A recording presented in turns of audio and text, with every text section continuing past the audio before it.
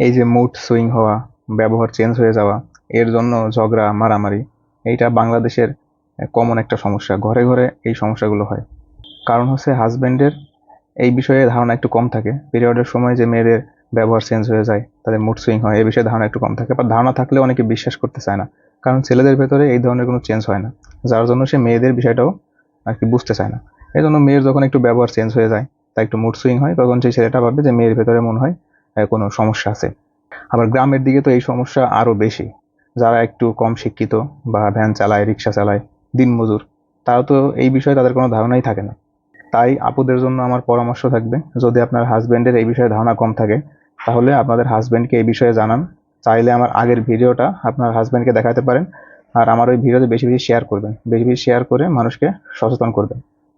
আর এই যে mood change হয় বা ব্যবহার চেঞ্জ হয়ে যায়, তারপরে যে প্রিমেনস্ট্রুয়াল যে সিনড্রোমটা হয়, এটার জন্য অনেক আপু আমাকে মেসেজ দিয়েছেন যে এটার সমাধান কি। তো এটার সমাধান নিয়ে আমি ইনশাল্লাহ বিকালে অথবা রাতে একটা ভিডিও আপলোড করব।